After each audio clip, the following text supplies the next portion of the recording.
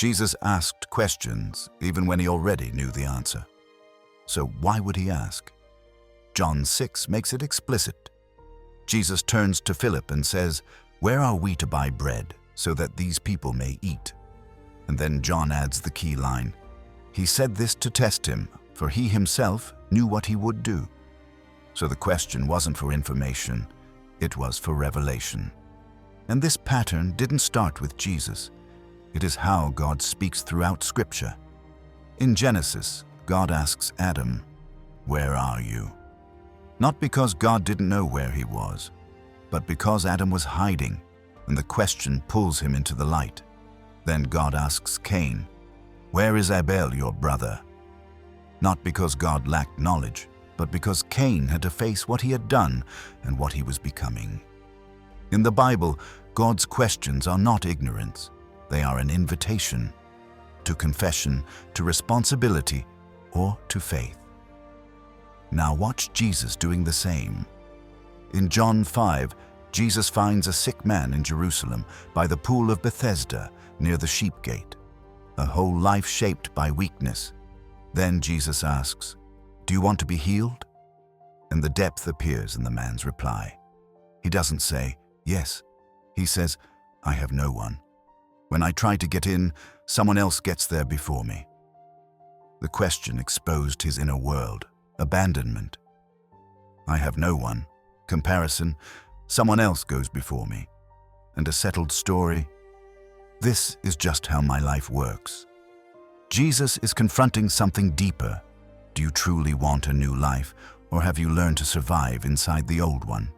Then he commands, "Get up, pick up your bed, and walk." First the question, then the command, then a new beginning. Now look at Mark 5.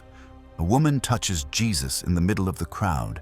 Mark says she felt in her body that she was healed, and Jesus perceived in himself that power had gone out from him.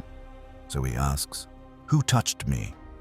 The disciples think it's absurd. Everyone is pressing around you, but Mark has already separated the meanings. This wasn't crowd contact, it was faith. And here is the point. Jesus does not let the miracle remain anonymous. The woman comes forward, trembling and afraid, and tells him the whole truth. Not because Jesus couldn't identify her, but because the healing was not meant to end in secrecy. Jesus turns a private cure into a personal encounter. And then he says something that restores more than her body. "Daughter, your faith has saved you. Go in peace." He calls her daughter. So the question wasn't to discover who she was. It was to bring her out of hiding and restore her publicly. Now let's return to John 6, when Jesus multiplies the loaves. Philip answers with numbers. 200 denarii would not be enough. Andrew points to 5 loaves and 2 fish, but still says, "What are they among so many?" Then Jesus gives an order that assumes provision is certain. Have the people sit down. He forces everyone to act as if the size of the problem is not the final authority. So the question was, training. It tested what they believed about reality when Jesus is present. Do you only see the limit, or do you see the Lord? That is why Jesus asks what he already knows. His questions don't inform him, they reveal you. So when you hear Jesus ask a question in the Gospels, don't read it as curiosity, read it as a summons. Because many times the question is the moment faith becomes real. When you stop explaining your story and finally answer him, because he is not trying to understand you, he is calling you. If this message touched your heart, subscribe to the channel and leave your like. Your support helps this message reach even more hearts. God bless you.